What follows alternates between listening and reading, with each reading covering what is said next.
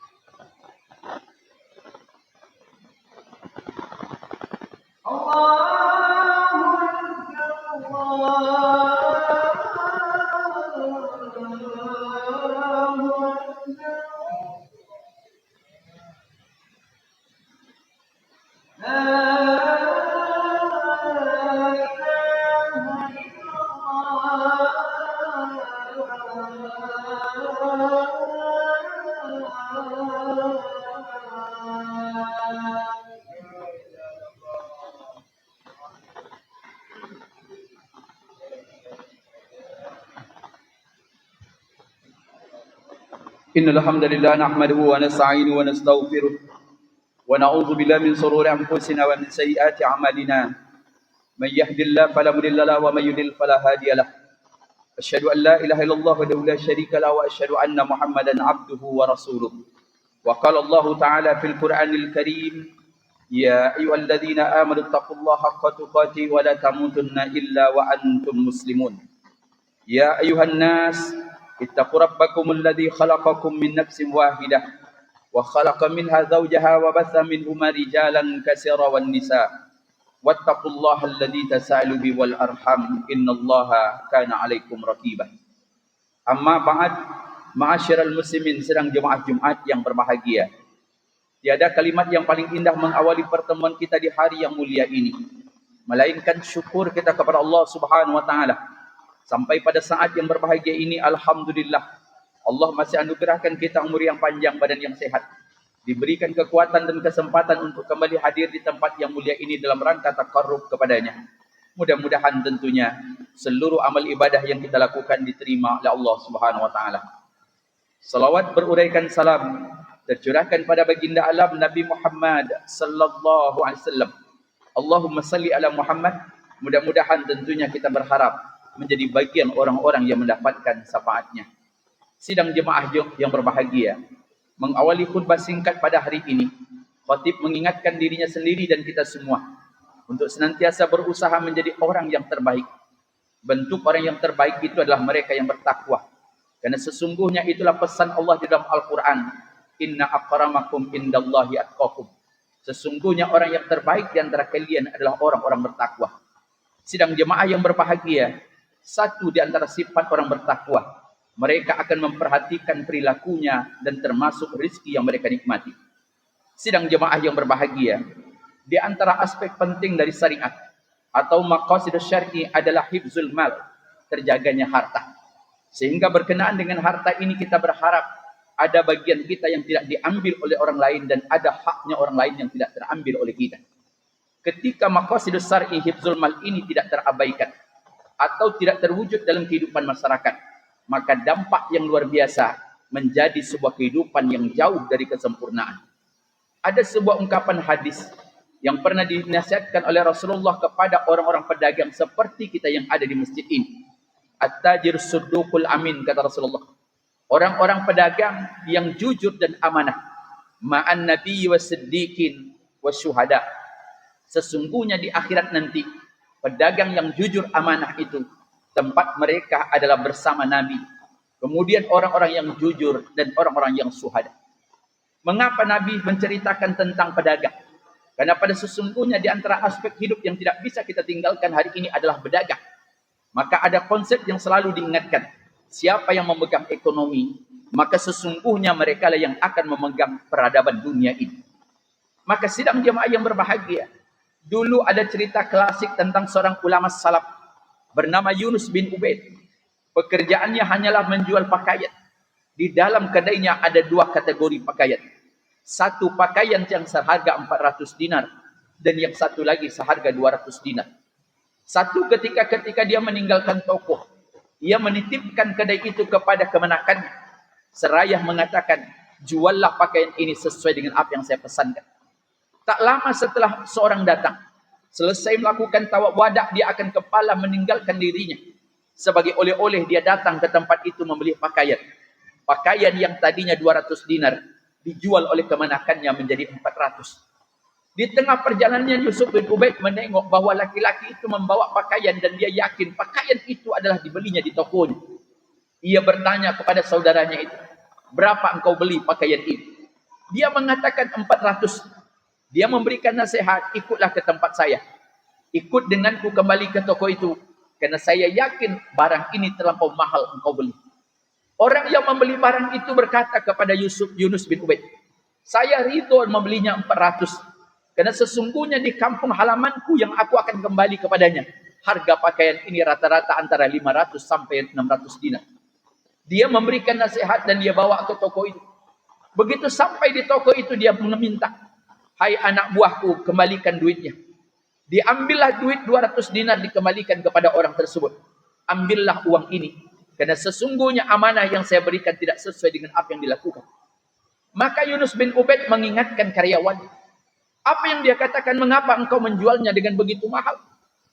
Sang anak buah mengatakan, Tuan, bukankah kita akan mendapatkan keuntungan lebih banyak?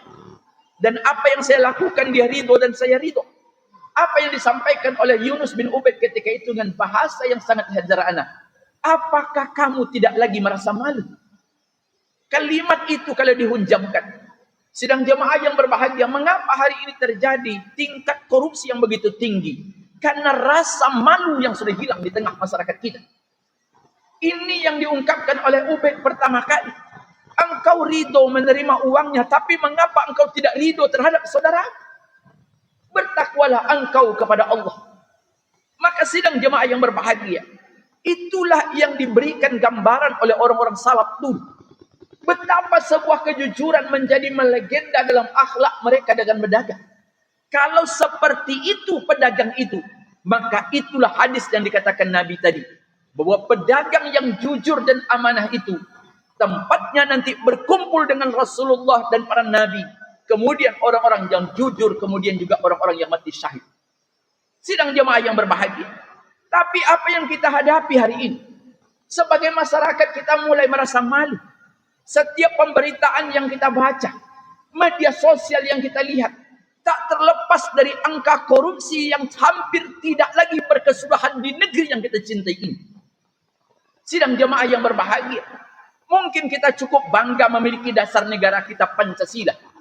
Menjadikan ketuhanan itu pada bagian pertama dari dasar berbangsa kita. Dan itu tidak pernah ada di negeri manapun di dunia ini.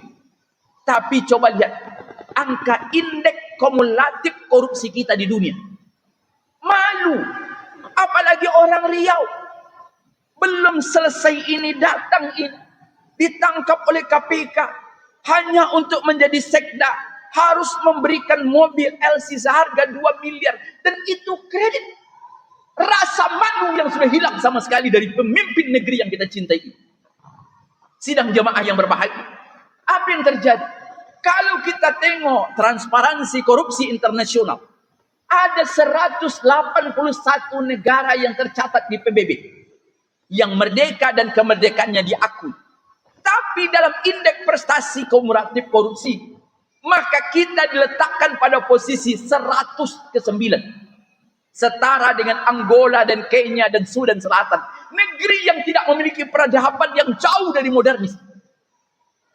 Malu kita dengan tetangga yang mereka bisa jadi negara ateis. Kita lihat negeri yang dianggap paling jujur adalah Denmark. Disusul ketika itu Finlandia. Yang ketiga itu adalah Singapura, tentang negeri kita sebelah. Singapura itu nomor 3 terjujur di dunia. Kita nomor 109. Kadang-kadang kita bermain. Kita memang tidak dalam korupsi yang paling besar. Tapi kita bermain dengan angka-angka yang kecil. Antum menjadi pedagang. Datang pegawai membeli barang. Dimintanya kwitansi kosong. Kalau nanti tidak dilebihkan, kami tak ada uang jalan. Antum hanya mengatakan biarlah, yang penting antum dosa. Nak buat urusan anda. Bagaimana anda mempertanggungjawabkan di hadapan Allah? Sidang jemaah yang berbahagia, mengerikan angka-angka kita. Cukup mengharukan dan memilukan. Presiden kita dengan bangga ketika dia dilantik, saya akan kejar koruptor itu sampai ke Antartika. Rupanya yang koruptor itu di dapur istana, namanya MBG. Pertamina korupsinya 1.000 triliun. PT Timah Indonesia, BUMN, korupsinya 300 triliun. Nasi hampir 1 triliun. Mengumpulkan para jenderal, orang-orang yang terhormat, yang harusnya menjadi kudwah penegakan hukum. Mereka yang ditangkap oleh sama-sama penegakan hukum. Inilah yang diingatkan oleh Allah kepada kita. Di dalam surah Al-Hajj ayat yang ke-45, ketika Allah berfirman, "Faka'ayyin min qaryatin ahlaknaha wa hiya zalimun hiya khawiyatun urushiha." Maka betapa banyak negeri-negeri yang kami penduduknya kami robohkan. Air sungainya tidak ada lagi. Keberkahannya ditarik. Mengapa? Karena mereka zalim.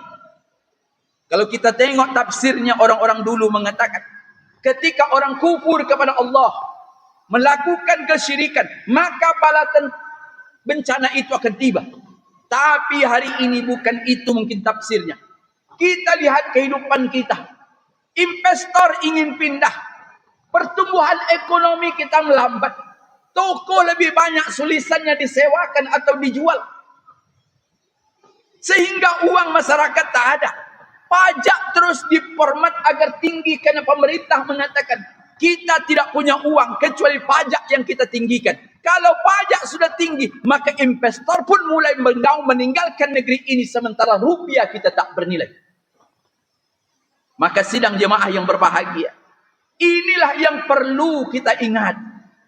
Negeri yang hancur bukan karena pemberontakan. Ada 10 negara di dunia ini hancur. Kenya penghasil emas nomor 1 di Afrika. Emas yang terbaik hancur sampai hari ini karena pemimpinnya korup. Jual beli hukum menjadi dagangan. Maka kita hampir sepakat dengan apa yang dikatakan oleh Mahfud MD. Ketika sebentar lagi akan keluar Muktamar Nahdlatul Ulama di Lirboyo, Jawa Timur. Apa yang mereka katakan? Kalau pemerintah tidak juga sanggup menghilangkan korupsi dalam bahsul masail NU yang akan datang, kita akan mengeluarkan fatwa masyarakat tak usah bayar pajak karena korupsinya habis duit kita. Itu menjadi sebuah kenyataan. Undang-undang kita mempersulit agar kita bisa mengeluarkan duit. Orang berbangga, dia lupa apa yang diingatkan oleh Allah. Orang-orang yang korupsi mengambil hak orang lain, apa yang diingatkan? Pertama, hasil korupsi, hasil maling itu akan dibelenggukan di lehernya nanti di akhirat. Apa yang pernah diungkapkan di dalam Al-Quran? Wa ma kana lin nabiyyi an yaghulla wa man yaqlul ya'ti bima yaumal qiyamah. Barang siapa yang melakukan ghulul, mengkhianat, maka nanti dia akan datang dengan apa yang dia khianati. Dalam hadis Nabi mengatakan, walladzi nafsi biyadihi la ya'khudhanna ahadun minhu syai'an illa ja'a bi yaumal qiyamah yahmiluhu ala raqabihi. Tidaklah nanti datang pada hari kiamat, melainkan kalau ada orang yang mencuri, maka apa yang dia curi itu sampai seekor kambing akan dia bawa di atas kepalanya di akhirat. Sidang jemaah yang berbahagia, hari ini kita bisa lari dari kenyataan. Dengan metode kita yang bermacam-macam tidak melakukan pencurian. Tapi ada catatan yang tidak pernah akan berhenti. Ketika pada masanya nanti Allah akan memperlihatkan kepada kita. Dan itulah hadis tadi. Ada orang-orang yang membawa besi. Ada orang-orang yang membawa plastik. Ada orang-orang yang mungkin membawa tempat-tempat MBG. Inilah yang mereka korupsikan di dunia.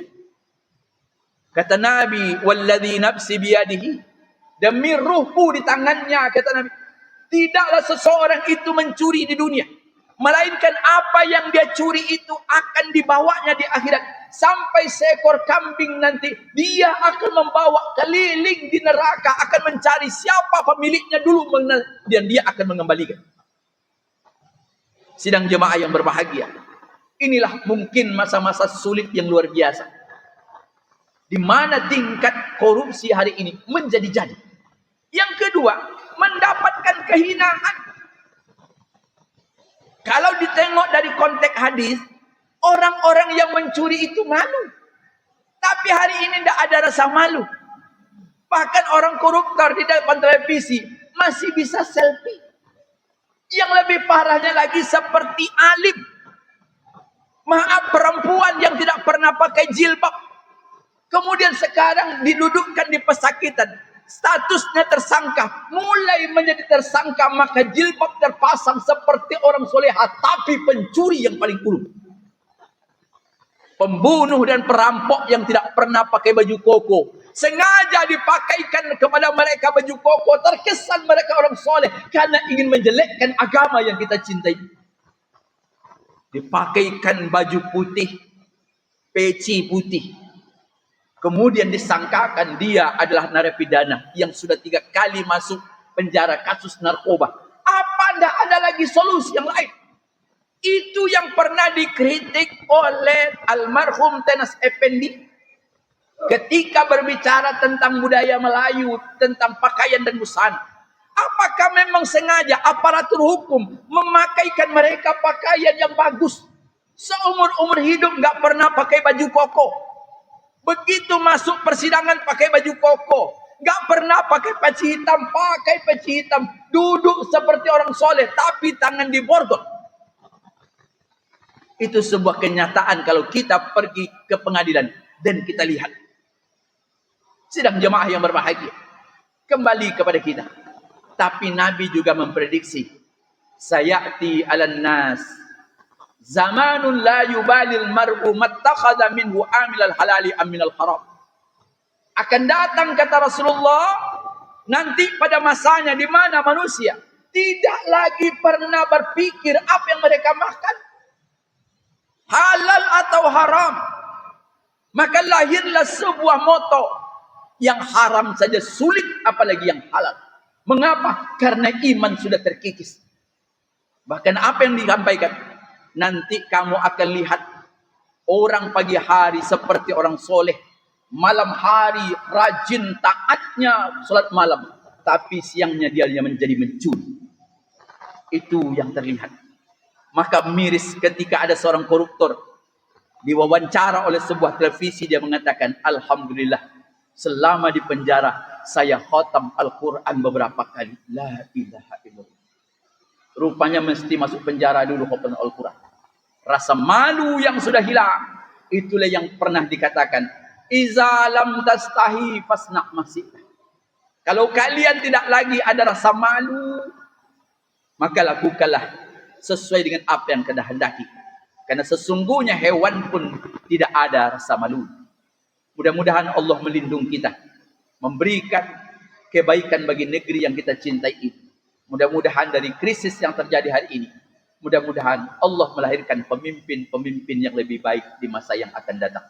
Fa'tabiru ya ulil absar la'allakum turhamun.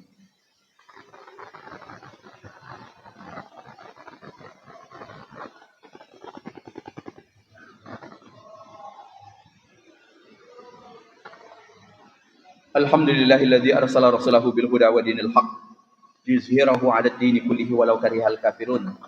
Asyhadu an la ilaha illallah wahdahu la syarika lahu wa asyhadu anna Muhammadan 'abduhu wa rasuluh. Sidang jemaah Jumat yang berbahagia, Ibnu Majah pernah meriwayatkan sebuah hadis di nomor 2412. Ketika itu dia mengutip sebuah sabda Nabi, man faraqul jasad wa huwa bari'um min thalathah.